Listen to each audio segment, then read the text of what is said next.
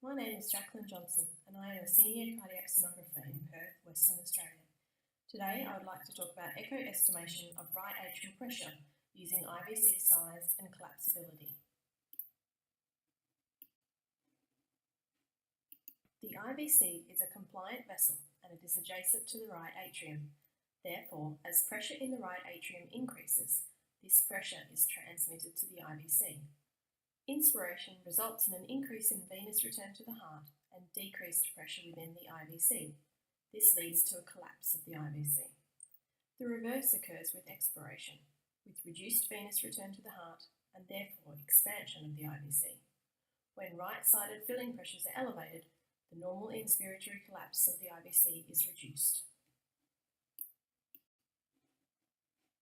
So why do we need to estimate right atrial pressure? In the absence of right ventricular outflow tract obstruction, the right ventricular systolic pressure is equal to 4 times the peak tricuspid regurgent velocity squared, plus right atrial pressure. So estimating right atrial pressure is an important part of the RVSP calculation. When measuring the IVC, we use a subcostal window and the IVC is viewed in its long axis. We measure the IVC at end expiration, or at the end of a breath out, next to the junction of the hepatic veins. This is roughly half a centimetre to 3 centimetres from the entrance to the right atrium.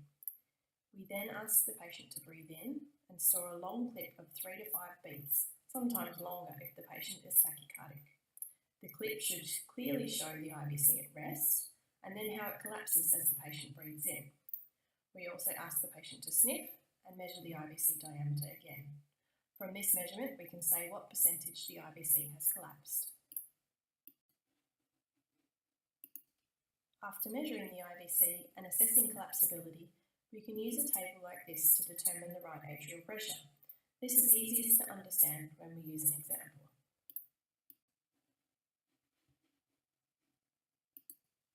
Here the IVC measures 2.5 centimetres at expiration and 2.1 centimetres with inspiration, with a collapsibility index of 16%. So in this example, since the IVC diameter is greater than 2.1 centimetres and collapsibility is less than 50%, the right atrial pressure would be high, or 15 millimetres of mercury. Here is another example. Here the IVC is visually much smaller and measures 1.2 centimetres at expiration and collapses right down to 0.3 centimetres with inspiration. This gives us a collapsibility index of 75%.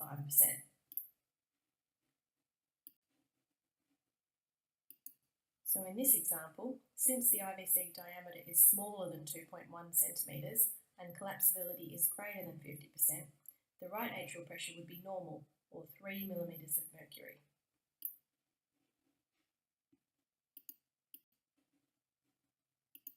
There are some special considerations we should keep in mind when estimating right atrial pressure.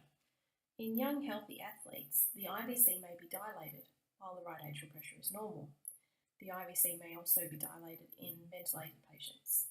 Be careful to ensure that the IVC doesn't translate out of the imaging plane when the patient breathes in, as this may create a false impression of the IVC collapsing. Also note, these parameters are reliable when estimating high or low right atrial pressure. However, they are less reliable in intermediate values. There are also other ways of estimating right atrial pressure. In ICU or ventilated patients, you can measure right atrial pressure through the central line. This is shown on the monitor as a light blue line, and in this case, it is 8 millimetres of mercury.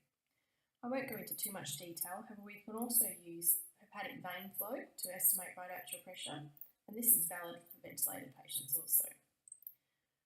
We can also look for 2D signs of high right atrial pressure, such as dilated right atrium or an interatrial septum which is bulging towards the left atrium throughout the cardiac cycle.